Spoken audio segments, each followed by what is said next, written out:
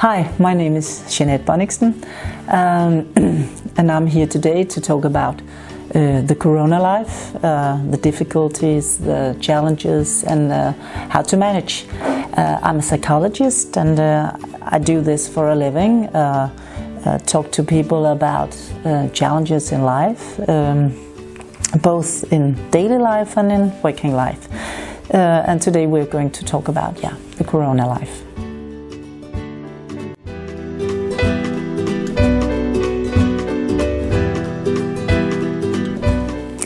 So here we are again. This time the restrictions are back.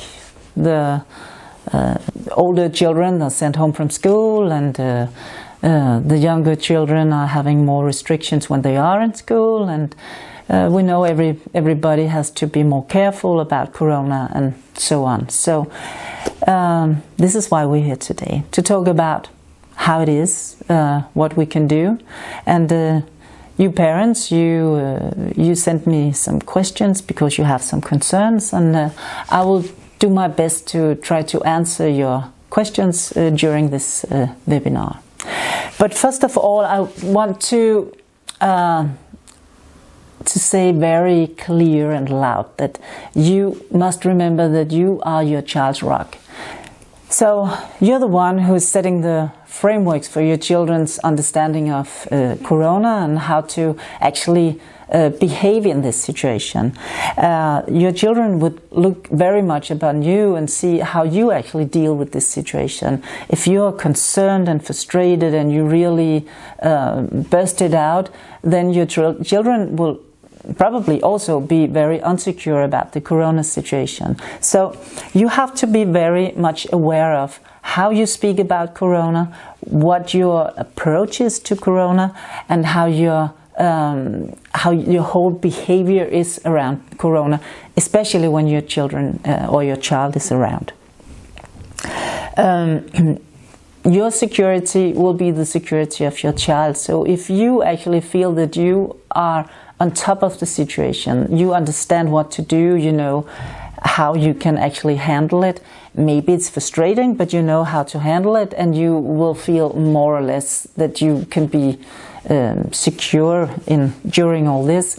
Then you can pass it on to your child. But if you feel very insecure, if you're very much afraid of getting Corona and how it can actually have an influence on your life, then it will probably as well go through to your child. So you might really have to look upon your own understanding and your own behavior around this.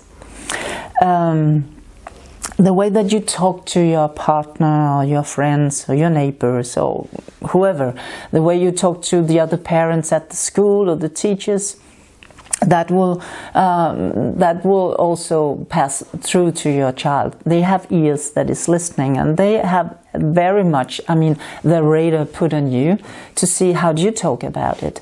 So if you want to really make assurance and security for your child around this, then you have to look very much upon yourself and how you actually deal with the situation. I had some questions here. And first question is: my child is afraid of getting Corona and being the one to blame for the whole school being sent home, and thus being the one who has infected everybody. Second question: my child is afraid of getting Corona in school because then she will probably infect us as parents as well, she says. What should we do about it? Third question: we have just been divorced and our child is so preoccupied that he doesn't that he does not get one of us infected, because then he only has to be with one of us. What do we do? And the last question here: what does it do to children that they cannot celebrate birthdays and be together in larger playgroups as before?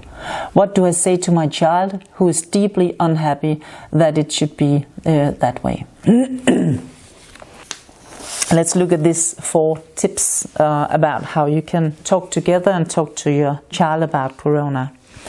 It's very important that when your child has some concerns about how things are and what is dangerous, what is going on in their minds, that you really let your child talk, and that you really listen carefully and with empathy, and that you pose some curious questions that can support the child and the understanding of you really taking him or her seriously. So it's important that you listen before you say something. Don't just kind of push the question or the concerns away with, oh, don't bother about that, or this is nothing, or no, this is not like that. You really have to listen, and then after you have listened, you can say, okay, I understand that this is concerning you. Should we talk a little bit about how we actually can deal with this? And then you begin to talk with your child about how they can prevent getting infected by following the advices that everybody has to follow. And that's the only thing your child can do. They can wear, if they are big, they can wear a mask. If they are small, they just have to wash their hands and to maybe use, I don't know what we call it, spritzer? No? Sanitizer. So, spritzer, I think that's something else, very delicious. Yeah, but to use the sanitizer. So you actually teach your child in what is it that he or her can do to take the precautions that is necessary. And when you have talked with your child about the concerns that they might have, what they are afraid of, and so to speak, then you make sure that you can round off the conversation in a good way by asking your child, did you get answers to your questions? How is it right now? Are you still afraid? Is there anything more we should talk about? You know, I want to support you, and if you need it, we just take this talk again. Promise me that you come to me, and I will ask you again how you're doing. And as you can hear, this is not a little talk that you just, take when you are on your way out of the door, or when you just have 1 second. This is actually conversation you take with your child, where you give yourself time enough, because children, the smaller they are, the more difficult it is for them to actually explain themselves. So it will take some time, and make it a good time where they can actually feel that they are very met and supported by you. And talk with them what would happen if a classmate is tested positive. What is the precautions that is taken in the school, and what is the precautions that you take as parents and as a family? So you kind of inform them about that. The grown-ups, the adults, the teachers, parents, everybody is really having check on this. Really is taking care of it, so they can relax because it's taken care of. They have to do what they have to do, and you explain it to them, and then they cannot do anything more. And you also talk with them about how they can have contact with their friends if they have to be isolated. If it's smaller children, of course, if they are isolated, it can be maybe difficult to have an online social life. But if it's smaller children, they can, and they are not infected, they can meet in smaller play groups. And you have to arrange that with the school and the parents, or whoever they are going to play with. And if it's the bigger children, you can talk with them about how they can be in contact with their friends. And here is some more questions, and these questions are more about the teenagers, the older children here. Is it harmful for children that they do not have the same freedom as before? And I wonder about what it will do to them in the long run. Everyone knows that teenagers are undergoing one of life's major rebuilding phases. I find that Corona makes these changes very obvious. How should I meet my child in emotional outbursts, lack of sense of community, loneliness, and wrongdoing? We experience that our child has withdrawn into herself and does not have the same spirit and energy as before the Corona. She will not talk about it. What should we do? And the last question. Our child is more aggressive and outgoing now than before the Corona. What do we do? I've gathered 5 tips for how to support your teenager. And The first tip is that it's very important that you acknowledge the effort that the young person is making to really do whatever they can to get over this corona situation. I mean, they are really putting some effort in this. They are making some sacrifices, you may say, because this is the time in life where you really want to get out from the family. You are much more out-seeking.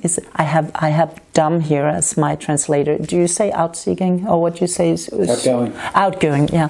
Where they are much more outgoing and want to focus on each other much more than they want to focus on the family, because this is where they are beginning to become more themselves, you know, as they will as grown-ups. And this is the normal phase where you actually are much more together with your friends than you will be with your family.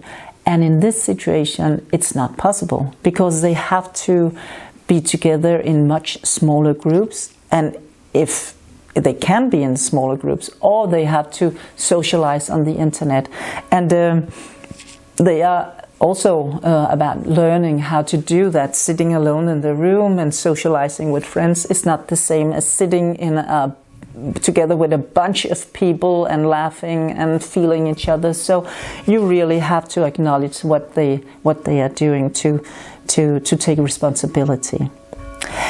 And then it's important to talk about their uncertainty. I mean, to talk about what they are thinking about, what they are afraid of, what is concerning them about all this situation. And it's both about their academic life, but it's also about their social life, and maybe having fantasies about what the others are doing, that maybe somebody is seeing each other more in real life and it's only me who's here isolated in my room or whatever. And it's very important to take your child seriously when they come with these thoughts, and even though we sometimes think it can sound very silly what their concerns are about, I think you would really give your child the support if you do your best to understand them and take them very seriously. And when you have listened to them, then you can talk about what you know from yourself, the experiences that you had yourself in that age, or in what you're experiencing right now. But if the young person is concerning about the pressure from school and the academic pressure, if you are one of them who's going to exams and you are thinking that you should go further on to gymnasium or something after school, then I mean they can be very uncertain about, did I learn enough this last year? Am I doing good enough? How can I manage? I don't think I got the same education and the same teaching that I should have, and I'm concerning about if I'm not able to concentrate enough when I sit alone in my room, and so on. And then you really have to listen to that, and then you have to ensure your child that this is taken care of. I mean, this is actually a well-known problem from all the adults around. That's from you as parents, from the teachers, from the politicians, I mean, from society and all. Everybody knows that this is a problem and it will be taken care of. So, of course, they have to do what they can do, but I mean, they cannot do more than they can. So you really have to support your child in doing the best he or she can, and then ensure them of that they will pass the tests if that is what is needed. And then you have to support their digital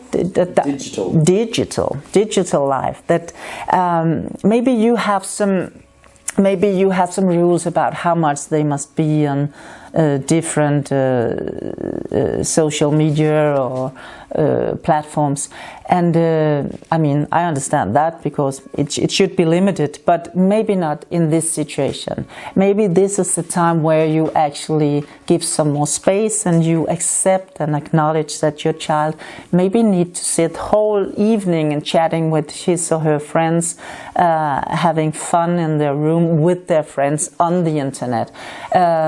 So, I mean, actually supporting that your child is having a social life, even though you would like them to sit in the living room together with you.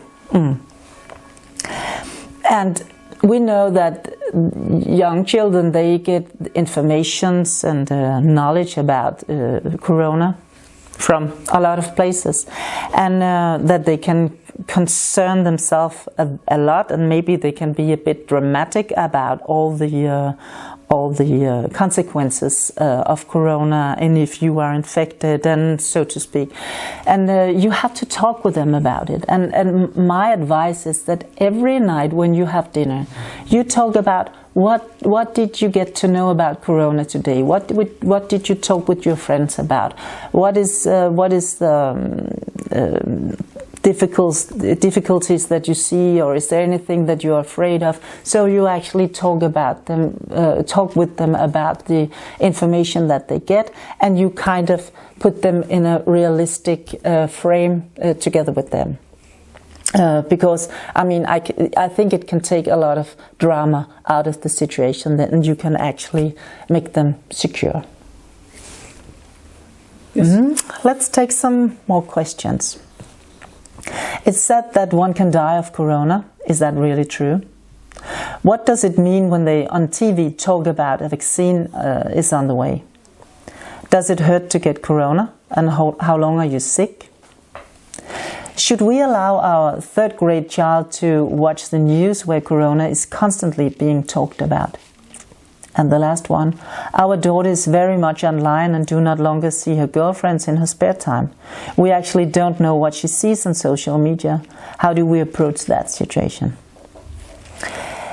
So, what is important here about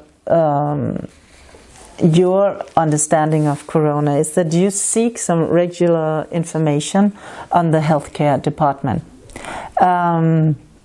So you actually are, more prepared to talk with your child about what is going on, and that so you can actually calm yourself down to see what is this about. And there will be a lot on the internet about how long will you be sick, how is it, does it hurt, and all this stuff. But be very carefully about where you seek your information, because everything is set out there. And again, we should talk about and talk with our children about where they get their information. What is seen on TV, what is heard from other peers, what is seen on the internet somewhere, that you really talk with your children about what they heard and what they saw, because they can get very concerned. The younger a child is, the more the fantasies can get everywhere. The older you are, of course there can be a lot of fantasies as well, but then it's a little bit more easy to talk to their knowledge and their understanding. So you also have to differ between the way you speak to your children. If it's a small child, you have to do it in a way where it's eatable, what you say, where they can understand it. And if it's an older child, you can talk in another way. But don't think that you can talk to any of your children as if they are grown-ups, because they will have their own understanding. Their brains is not that mature yet, so you actually have to talk to your child in a way that he or she can manage. Some more questions here. Our daughter had such a hard time returning after the corona. Her concern was she now really healthy? she had no symptoms anymore. So she was panicking about infecting her peers, but most afraid of what she would encounter from comments. The young people have, through the adults, 1,000 different attitudes and opinions, and not least motives for having an attitude towards corona. The young people use social media to ask questions throughout the class and are quick on the trigger. This can mean that one must be prepared to answer many questions that can feel intimidating and without confidence that the situation is under control. So if you kind of are met from your peers with questions like, who has you been near? Or did you know that you were infected? When did you know that? Are you healthy now? Are you still contagious? Are you sure? When did you have your last symptom and what was it? You know, then it can be a little bit too much and a little bit too overwhelming. So we also have to talk about how we can support our children if they are sick, and how their classmates or their peers can manage a situation like that. So first of all, it's important to talk with the teacher about how are they managing with the life of corona in the classroom. How do they talk about it? How are they talking about to take precautions? How are they talking about how they can manage everyday life when they are in school?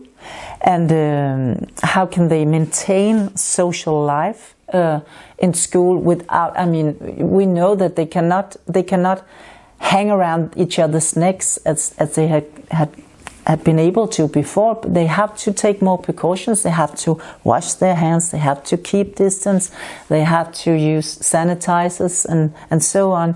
But I mean, if they do that, they can still have the social life when they are allowed to be in school. Now, when the older children are sent home, it's another kind of life they're going to have, because it will more or less be on the internet, and maybe they have a small peer group that they can be together with.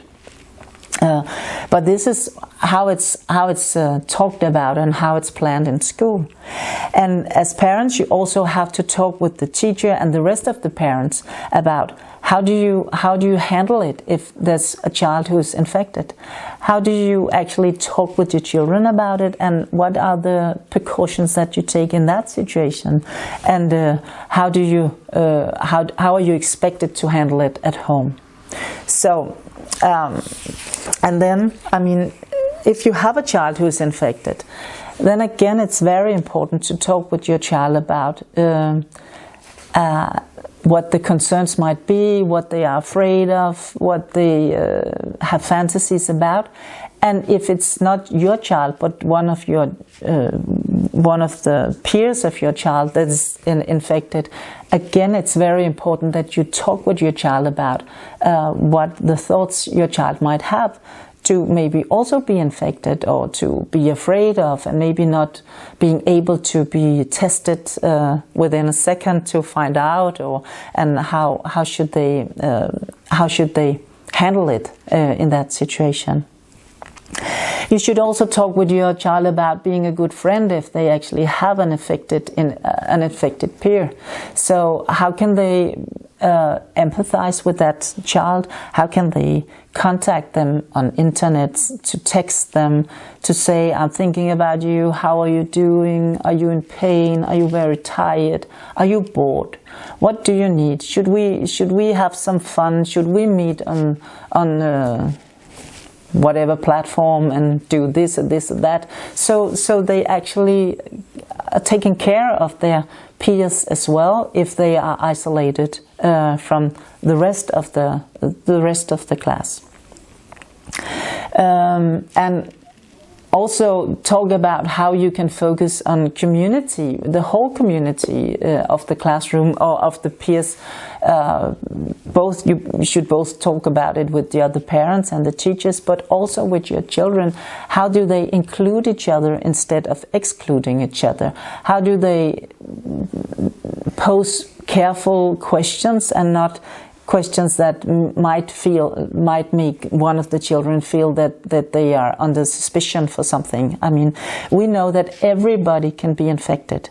We know right now that the little prince, Christian is actually infected and in isolation. We know that the Prime Minister, Mette Frederiksen, she was isolated for a period because she thought she might have it. So we know that everybody can actually get the coronavirus, and it's not something that you should be ashamed of or that you should hide from other about. Of course you should isolate yourself because you must take your precautions, but it's not something that you should not talk about. So you also have to talk with your child about this can happen to everybody. It can happen to you as well. So we should find a way to really act with empathy and with care for each other. If your child is infected and is home from school, is not able to follow either the teaching at the school or the online teaching because they're too tired, maybe they cannot concentrate, they can be very much afraid that they will miss out for some of the teachings, and now they will be left behind in some way. Again, it's very important that you talk with your child about that this is okay, and they should concentrate on getting well. So they should sleep if they have to sleep, and do something that it will actually make them well again and in balance. So, and that everybody knows that when you're sick, I mean, as always, then you're sick, and then you're not supposed to study at that time. And always tell them that there is adults around them that will take the responsibility. There's the teacher, there's you as a parent, and I mean, everybody knows that when you are sick, I mean, that is the situation, and you will take care of it. This is very much about making your child secure about the situation, so they don't get in panic, because I mean, then there will be a lot of distress and all of this. I mean, maybe drama, maybe fear that you don't get into with your child. So you really have to assure them that everything is taken care of, and you will support your child. Yeah. Okay, so here is the last questions. Now that the young people are not allowed to gather so much anymore, I think my child only looks at his mobile and PC. What can I do to get him to do something else? Next question. Who can I reach out to for help, and who can my child reach out to if dad and mom are not too hard? If dad and mom are too hard to talk to? And how much should we talk about Corona with our child at all? I find it hard to find the balance, and I can feel it makes our child scared and sad. Of course, there will always be, I mean, you can always reach out to the teachers.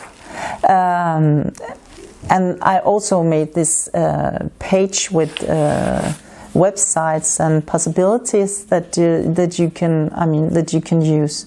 This is on Børns Vilkår, and I know that there are small posters around the school from Børns Vilkår, Kids Helpline. Yeah, and it's where they can talk with an adult in an anonymous way. So they, I mean, and there will sit advisors there and just talk to your child and listen to the concerns, and they will be updated on what is going on around Corona at all times. So, I mean, this is what you can, if you think that your child maybe needs somebody else than you or the teacher, then you might hand them this phone number that you will find on this page. There will also be a helpline for parents where you can call if you're concerned, if you don't know what to do, if you don't know how to talk with your child or something else, then they are there as well as advisors for grown-ups or for parents.